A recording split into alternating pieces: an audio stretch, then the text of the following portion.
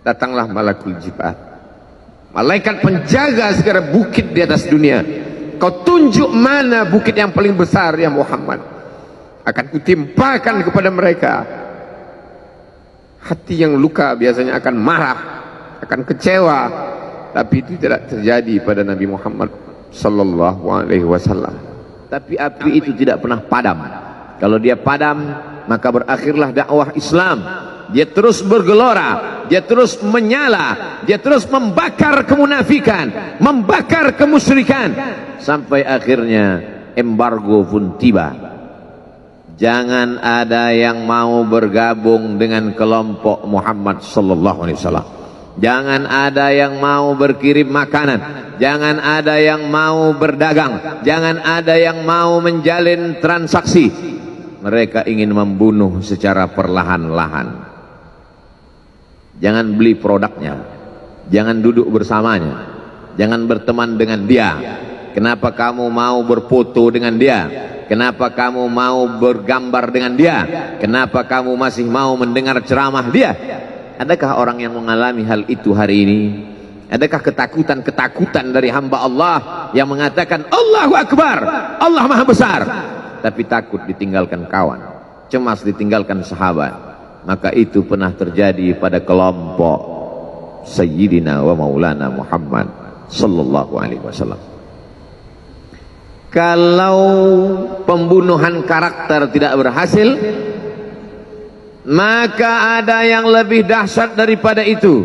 Mereka tawarkan dunia beserta isinya. Wallahi, demi Allah wahai paman, demi Allah wahai Abu Talib, law wada'u syamsa fi yamini wal qamara fi yasari, andai mereka letakkan matahari di tangan kananku, bulan di tangan kiriku, ala atruka hadzal amr, supaya aku tinggalkan dakwah ini, aku tidak akan meninggalkannya. Bujuk rayu mulai tiba. Itu terjadi pada diri Nabi Muhammad sallallahu alaihi wasallam. Kalau kau tidak mempan dimusuhi, kalau kau tidak mempan dirangkul, kau akan dipukul. Kalau kau tidak mempan dipukul, kau akan dirangkul.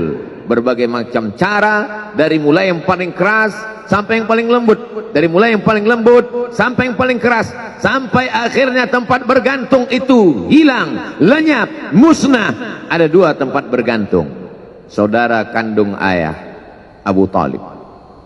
Mereka tidak mengusiknya karena dia keponakan Abu Talib. Abu Talib anak Abdul Muttalib, Abdul Muttalib anak Hashim, Hashim anak Abdi Manaf, Abdi Manaf anak Qusay, Qusaylah pendiri Darun Nadwah. Mereka keturunan darah mulia dari Adnan. Adnan menerima tetesan darah dari Ismail. Ismail anak kandung Ibrahim alaihissalam. Jangan ganggu dia, karena dia keponakan Abu Talib. Masih ada backing. Tapi Allah ingin agar hati itu tidak bergantung kepada manusia. Dia buat Abu Talib meninggal dunia, masih ada lagi tempat bergantung. Dia yang dulu ketika kedinginan datang, dia yang menyelimuti. Yang dulu ketika ketakutan datang, dia yang menenangkan. Dia datang menemui Waraqah ibnu Naufal. Waraqah berkata, namus, malaikat yang pernah datang kepada Ibrahim, yang pernah datang kepada Musa, yang pernah datang kepada Isa, sekarang dia datang kepada suamimu. Katakanlah, jangan takut, jangan cemas. Kalau nanti sampai masanya dia akan diusir dari kampung halamannya, aku orang pertama yang akan membelanya. Karena begitu yang kutemukan dalam kitab-kitab suci yang kubaca, kata Waraqah bin Naufal. Hari itu juga tempat bergantung itu patah. Khadijah menghadap Allah subhanahu wa ta'ala. Tak lagi ada makhluk tempat bergantung, tak ada lagi ranting tempat berhinggap, tak ada lagi batang kayu tempat berpegang. Allah ingin agar engkau berserah hanya kepada Dia saja. Tidak ada makhluk.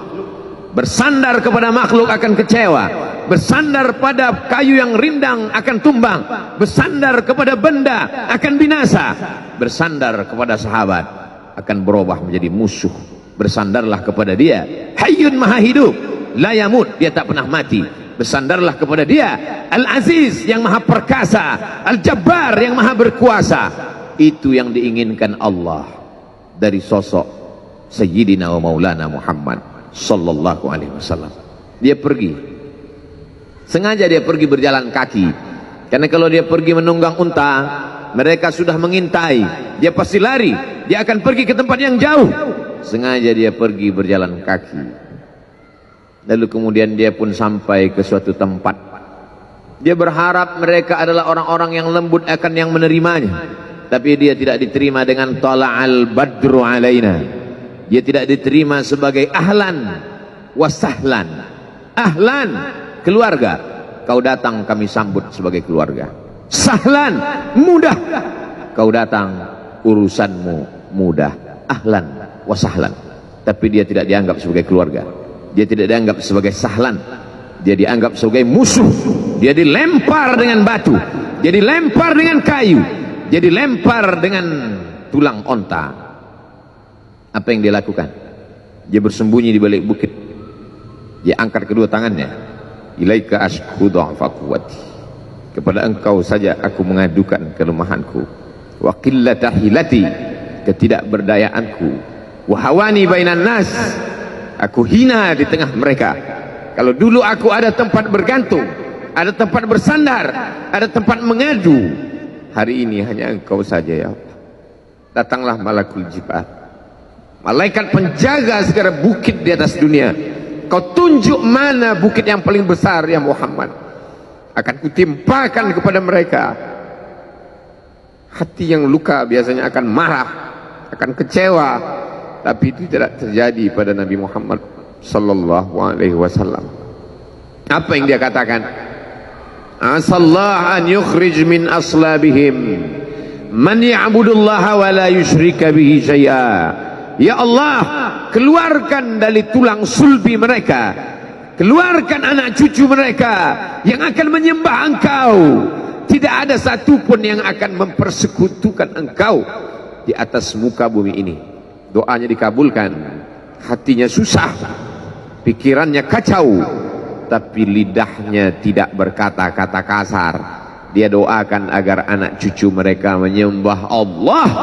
100% penduduk Taif hari ini bersyahadat asyhadu an la ilaha illallah wa asyhadu anna Muhammadan Rasulullah. Doa orang yang teraniaya, doa orang yang terzolimi. Dia berhenti di sebuah kebun. Ada seorang yang bukan terpandang membawakan beberapa ranting anggur sebagai pelipur lara, penghilang haus, pelepas dahaganya. Ketika anggur itu akan masuk ke mulutnya, dia berkata Bismillahirrahmanirrahim, atas nama Allah. Maka hamba sahaya miskin, susah, melarat, perantau yang tak punya apa-apa itu heran. Apa yang kau ucapkan? Bismillah. Kau sebut nama Allah ya. Tidak ada satupun orang di kampung ini kalau makan menyebut nama Allah. Siapa engkau? Aku Nabi yang diutus Allah subhanahu wa ta'ala. Berarti engkau sama dengan orang yang dulu pernah berada di kampungku. Engkau dari mana? Aku dari Ninawi. Ninawi ya. Di sana ada saudaraku, kata Nabi Muhammad sallallahu alaihi wasallam. Di sana ada saudaraku namanya Yunus bin Matta. Yunus bin Matta adalah saudaraku.